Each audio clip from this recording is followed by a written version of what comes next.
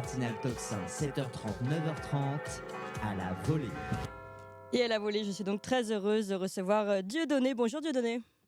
Bonjour et merci de me recevoir. Merci à vous. Vous me permettez de vous appeler comme ça, hein, la dernière fois je l'avais fait. Vous êtes humoriste, vous jouez en ce moment dans 2 spectacles, Jamel et la Bête et Dieudonné sous emprise à travers la France. Candidat donc, et c'est l'autre sujet du jour, aux élections législatives dans la première circonscription de Guadeloupe. Alors, avant de parler de cette candidature, évidemment qui est tout le sujet du jour, et ce qui m'intéresse c'est évidemment cette affiche. Vous parlez du groupe Wagner, vous parlez des BRICS. On va montrer l'affiche à l'antenne. Mais d'abord, peut-être un petit retour. La dernière fois que je vous avais reçu, on a parlé évidemment beaucoup d'humour. C'est tout le sujet en fond d'humour et de ce que ce que vous pouvez dire pendant vos spectacles. Mais vous étiez quand même aussi dans une perspective d'élection, celle des européennes. Est-ce que vous voulez nous tirer un bilan de vos élections? Je crois que vous n'avez pas fait un très grand score avec Francis Lalanne. En fait, on n'avait pas de bulletin de vote, mais on a fait un score quand même incroyable, c'est que on a quand même eu 6 000 personnes qui ont voté pour cette liste France Libre, et donc qui ont fabriqué leurs bulletins, qui sont allés mettre ça dans une enveloppe et puis glisser ça dans l'urne. Je trouve que c'est quand même une aventure extraordinaire. Et puis bon, il y a eu effectivement ce raz-de-marée RN. Hmm. Et donc cette dissolution, et donc voilà, ça, on est parti sur les élections législatives. Et alors autant sur les élections européennes, c'était une initiative plutôt de Francis Lalanne, je l'ai un peu suivi. Autant là, en Guadeloupe, en tout cas, c'est une initiative beaucoup plus personnelle.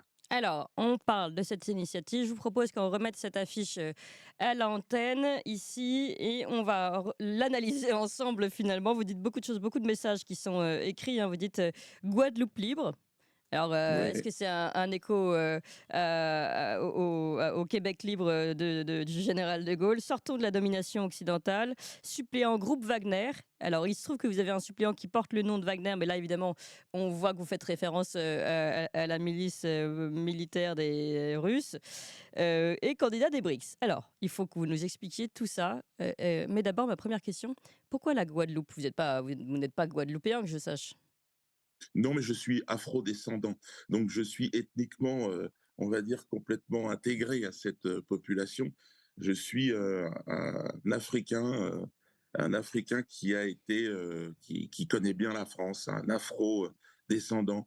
Et je crois que c'était important pour moi d'aller en Guadeloupe. Non seulement je joue mes spectacles là-bas régulièrement, mais il y a un lien très, très fort avec la Guadeloupe de par mon histoire. Et comme une grande majorité de Guadeloupéens, ben, nous sommes originaires d'Afrique et en même temps, nous avons grandi ensemble dans l'Occident, dans un Occident qui nous a toujours rejetés.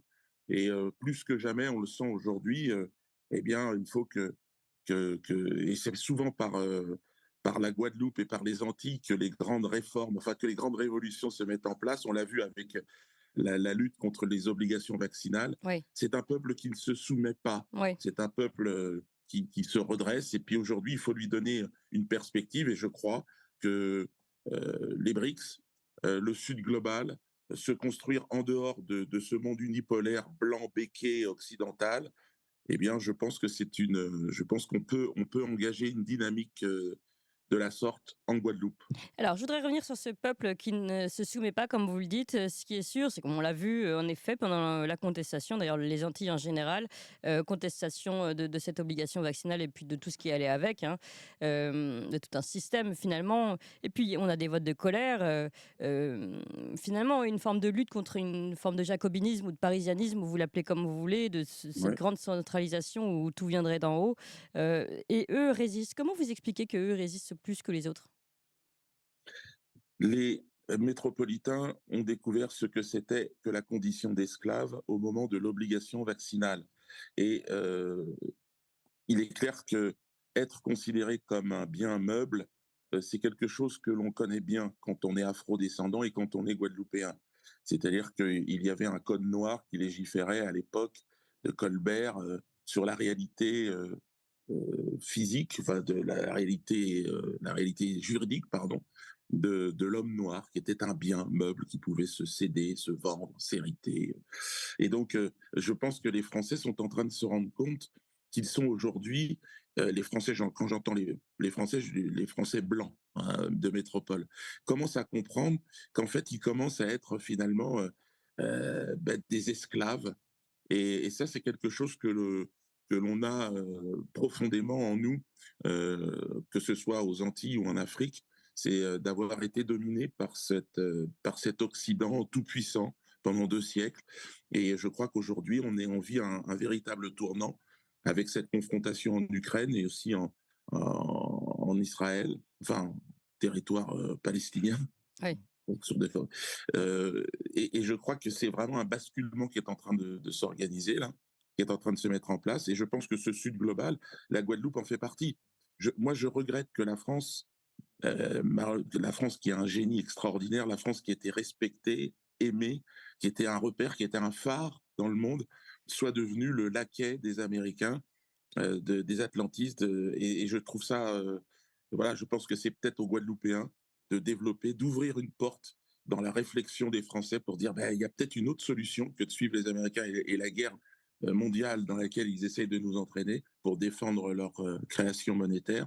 Eh bien, c'est peut-être de partir dans une idée d'un monde multipolaire où finalement on va s'entraider, on va se respecter, on va respecter l'intégrité, la souveraineté de chacun. Je pense que c'est ce que sont en train de faire les BRICS. Et je pense que aujourd'hui, pour un Antillais, en tout cas, c'est une évidence. C'est recréer des passerelles avec l'Afrique. Donc, l'Afrique du Sud est un modèle aujourd'hui dans les BRICS.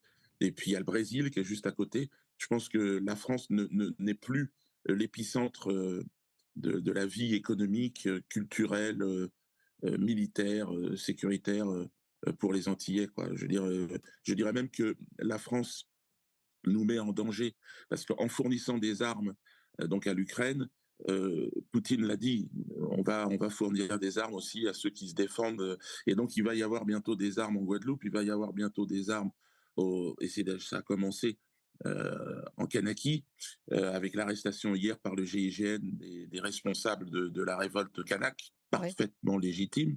Et donc, vous voyez bien qu'il n'y a pas de solution, c'est-à-dire que ça va se durcir.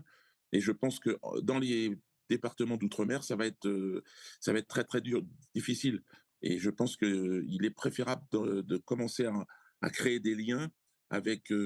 Parce que nous n'avons rien contre la Russie et et donc nous sommes tout à fait objectifs par rapport à l'agression de l'Occident sur les intérêts russes.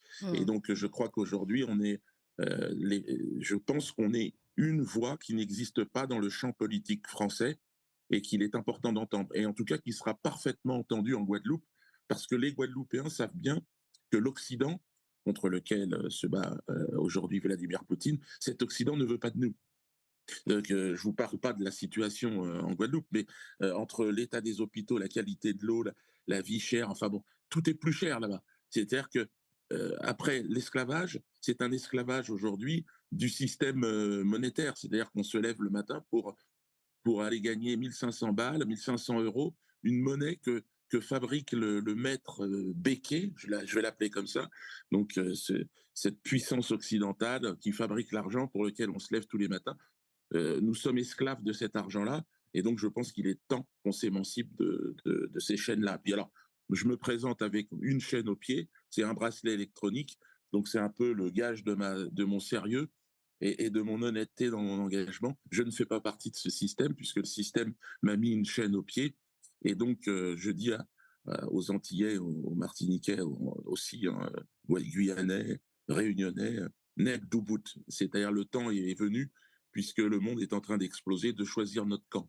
Oui, alors vous avez dit beaucoup de choses, et on va revenir évidemment sur votre bracelet Ouais. électronique. D'ailleurs, c'est aussi le nom d'un de vos spectacles. Mais d'abord, j'ai remarqué qu'en peu de temps, finalement, ça fait 10 minutes qu'on est ensemble, vous avez beaucoup fait référence à vos origines, aux conditions d'esclavage et au fait que l'Occident menait finalement une guerre contre a toujours mené une guerre contre vos descendants et aujourd'hui jusqu'à vous.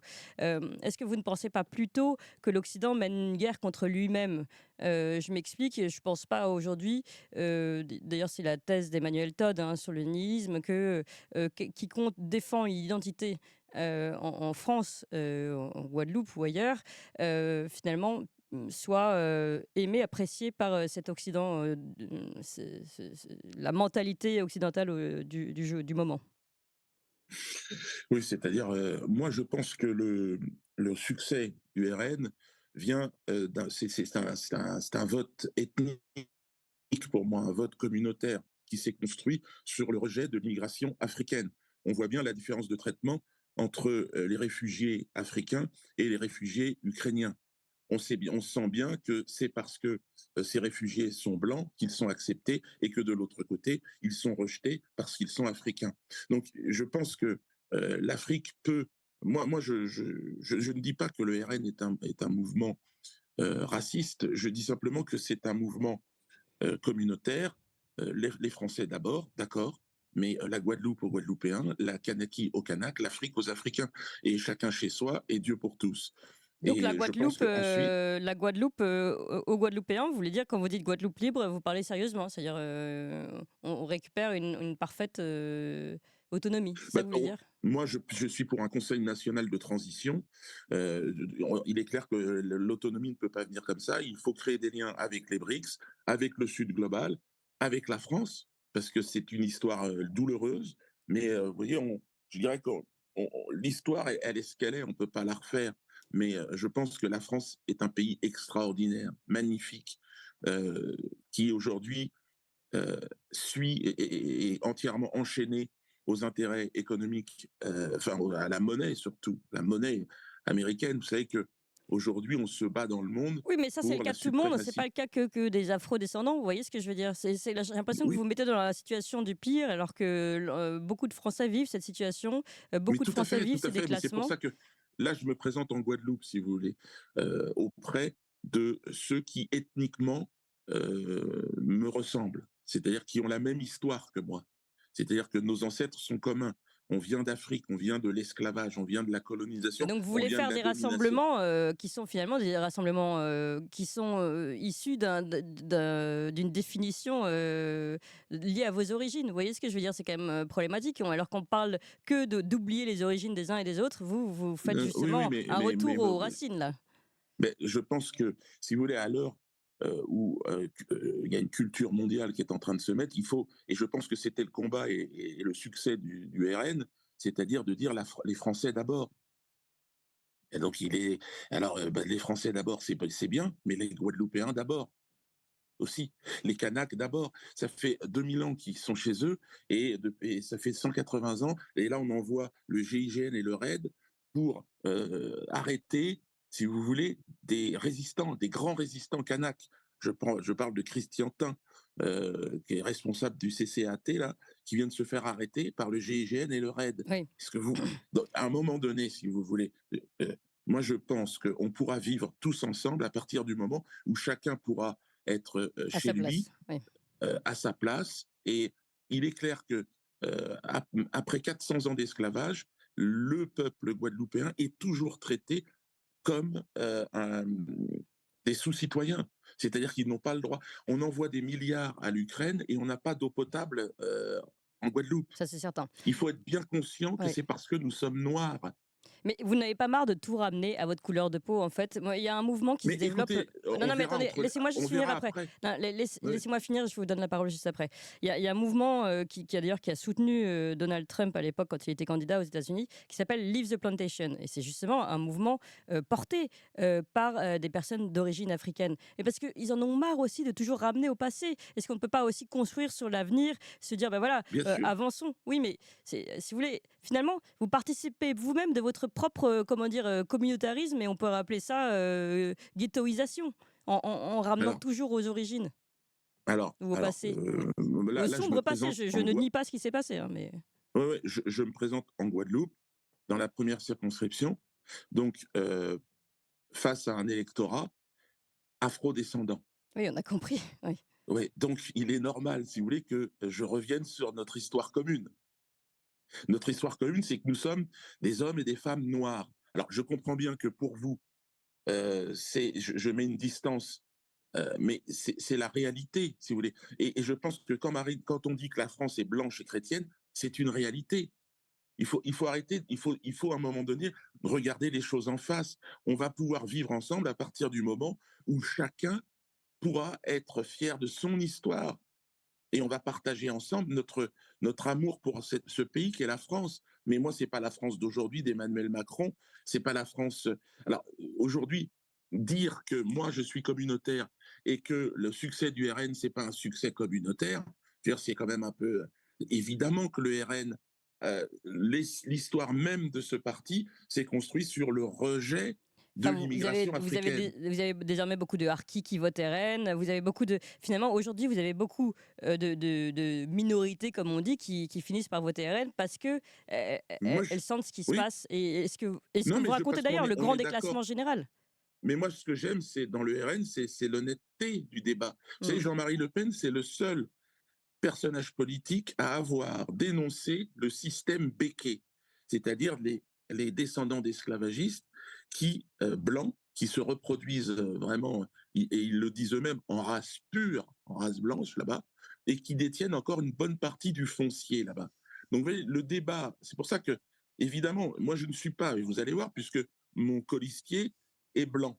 Oui. Donc, je ne défends pas, si vous voulez, une suprématie quelconque, raciale ou quoi que ce soit. Je dis simplement que aux Antilles, il est important, la majorité de la population est noire, il est important que on ne sera jamais français en réalité dans le concept du RN, c'est-à-dire blanc et chrétien.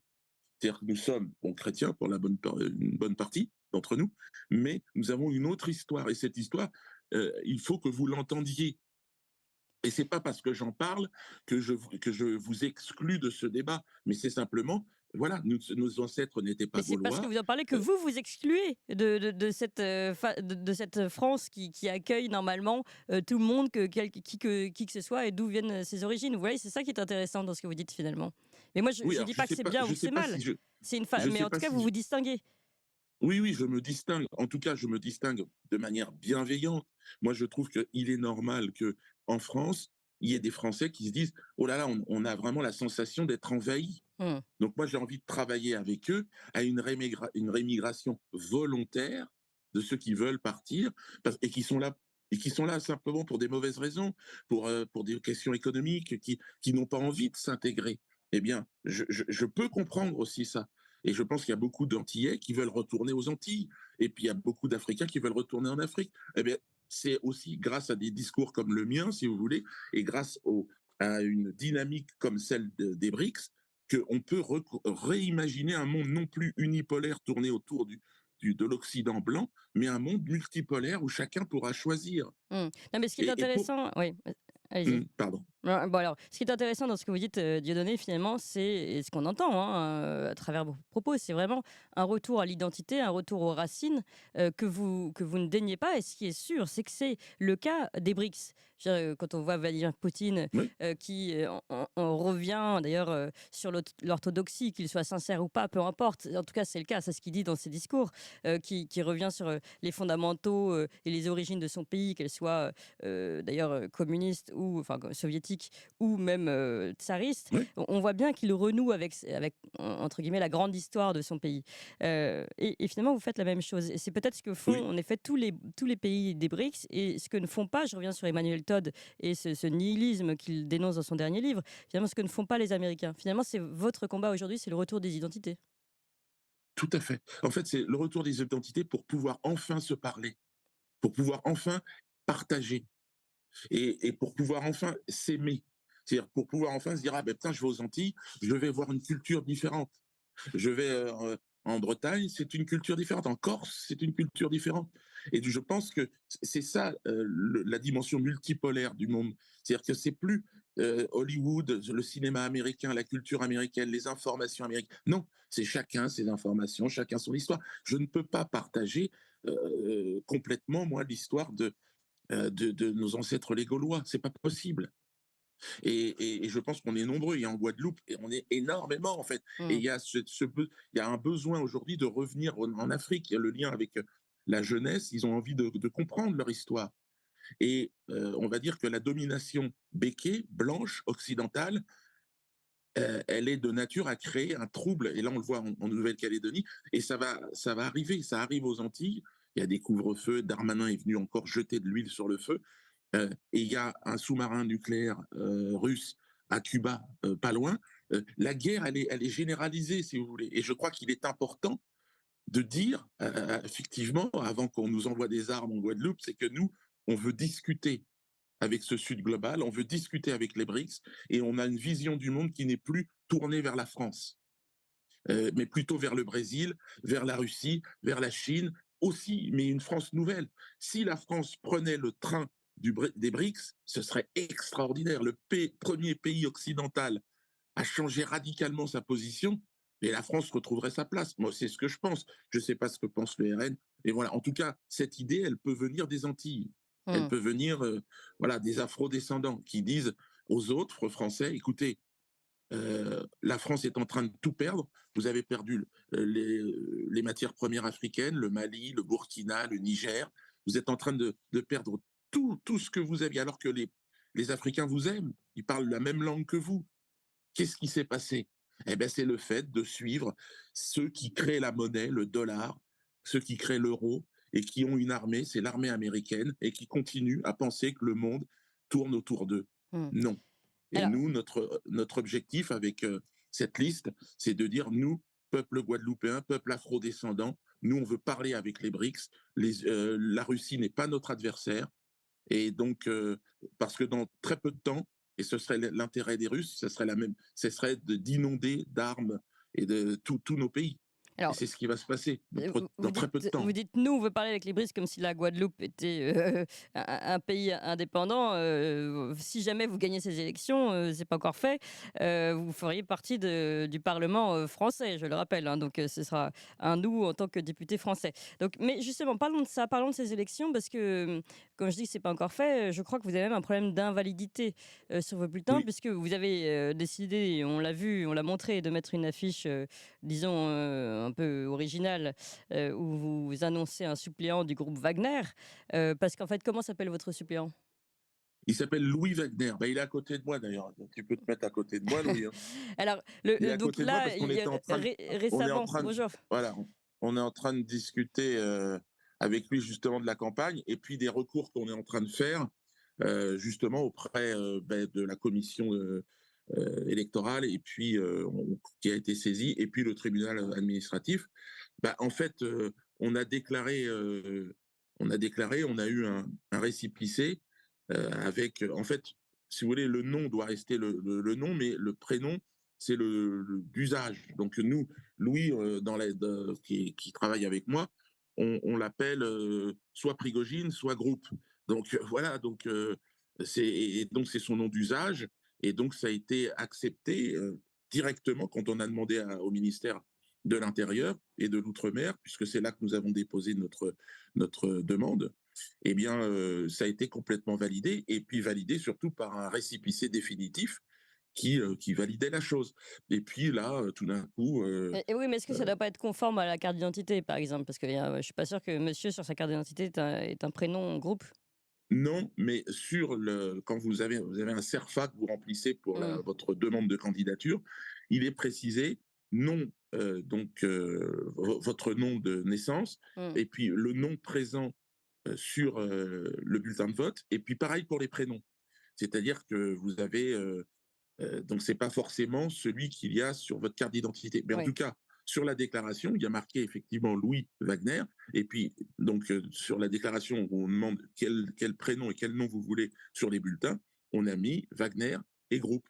Mmh. Et ça a été validé. Mmh. Et on vous pose la question d'ailleurs, on vous pose la question de savoir ce que vous voulez mettre Oui. comme prénom.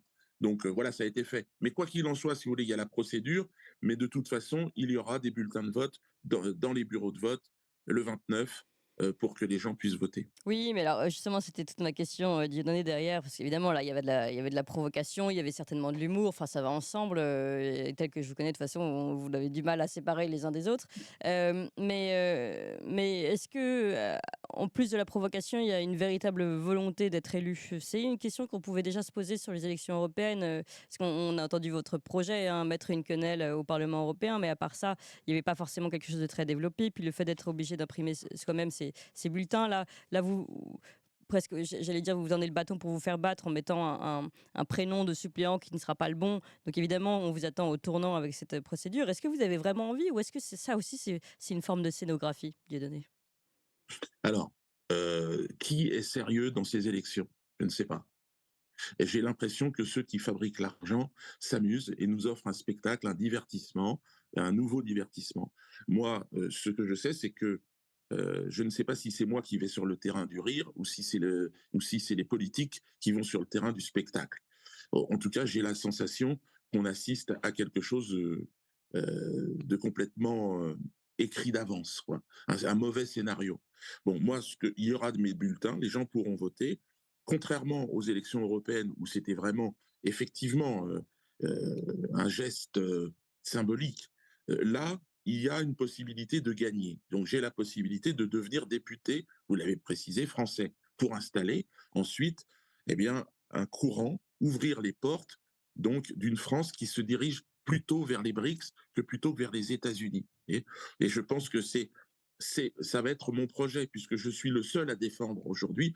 Je serai certainement l'un des rares, puisqu'il y a aussi Francis Lalanne qui se présente dans la troisième circonscription de Guadeloupe. Il m'a suivi. Vous voyez, comme quoi, c'est pas non plus une dynamique ethnique, mais quand même, Francis est sensible aussi au fait que ces afrodescendants ont le droit à leur histoire. Et c'est important qu'on arrête de... Vous savez, ce qu'on a fait aux Antilles, une des premières choses, c'est retirer le nom de famille des gens. C'est-à-dire que leur nom africain, on leur a retiré. On leur a retiré une partie de leur histoire. Alors aujourd'hui, on est en train de parler des noms. Alors le nom de Wagner, bon, ben lui, il est là à mes côtés. Euh, c'est son nom, c'est son histoire, c'est l'histoire de sa famille. Ben, aux Antilles, on n'a pas le droit à ça. Et moi, je suis le frère africain qui revient, Dieudonné Mbala Mbala, qui revient avec son histoire, un Ewundo, un nom africain qui leur parle, parce qu'il y a une vraie volonté des jeunes générations de Guadeloupe de comprendre en fait ce qui se passe. Et se dire, mais c'est pas possible, comment se fait-il qu'on est encore traités comme des sous-citoyens des siècles après? Comment ça se fait? Mmh. Donc, je ne suis pas certain que le Rassemblement national soit une solution. En tout cas, il va falloir installer un rapport de force et une discussion peut-être entre les deux tours avec ce mouvement pour offrir des Et vous, parce que vous pensez que perspectives. vous vous retrouvez en deuxième tour avec le Rassemblement national? Je ne sais pas du tout. Je ne sais pas ce qui va se passer. Vous savez, les Guadeloupéens, 87% d'abstention aux élections européennes. Donc, seulement 13% des gens ont voté. Il y a un désintérêt total pour les élections. Peut-être que là, alors effectivement, c'est vrai que Macron a créé un véritable séisme. Il y a une sorte de situation de sidération générale, comme si tout était suspendu, avec une menace d'une extrême gauche prétendument, d'une extrême droite prétendument. On a même des artistes, des sportifs qui montent au créneau pour dire non aux extrêmes. J'ai envie de leur dire que le plus dangereux, c'est l'extrême centre. Mais bon, euh, en fait, on sent bien que tout l'appareil médiatique, toute la propagande est en route pour nous offrir un spectacle. Alors, dans ce spectacle-là, j'ai envie de dire, laissez faire les professionnels. Allez, ma dernière question, Dieudonné, est-ce que vous parlez le créole guadeloupéen? Nous, qui parlons créole, pas de problème. Je peux aussi parler la langue originelle, si vous voulez, une langue bantou. Mais ouais, nous, nègres d'Obout. Bon. C'est-à-dire que je crois que le temps est venu pour cette population de se relever, de se redresser, et puis surtout d'insuffler au peuple français. Je crois que le Guadeloupe l'a fait avec l'obligation vaccinale, et dire aux Français, arrêtez, ne rentrez pas dans cette guerre qui n'est pas à la hauteur des ambitions de la France, qui est un grand pays, Mmh. qui est un pays qui peut redevenir le phare de l'humanité en rejoignant les BRICS. Voilà ce que j'ai envie de dire. Ce que je comprends, Dieudonné, c'est que vous dites, rappelez-vous de votre histoire et ça, on peut l'élargir justement ce message à l'ensemble des Français. Merci beaucoup, Ouais. Dieudonné. On l'a C'est compris, moi qui vous candidat remercie. pour ces prochaines législatives dans la première circonscription de Guadeloupe. Merci à votre suppléant Louis, c'est ça? Louis C'est Wagner, ça. donc, et non pas groupe ni Prigogine Wagner. Merci beaucoup à tous les deux et merci à vous tous, chers amis, chers auditeurs. On était très nombreux aujourd'hui. Vous savez ce qu'il vous reste à faire quand on est nombreux. On met des pouces pour continuer de pousser ces vidéos jusqu'au bout. Vous pouvez aussi nous soutenir. Vous devez, pour ceux qui peuvent nous soutenir, il y a un lien qui va s'afficher. Vous pouvez cliquer tout de suite et nous aider. Et pourquoi pas même vous abonner régulièrement tous les mois pour un soutien de 5 € par mois. Et ça nous aide vraiment à continuer d'exister et d'exister pour l'année prochaine avec de belles annonces pour l'année prochaine. Merci à vous tous. Et demain, eh bien, vous nous retrouvez à 7h30. À demain.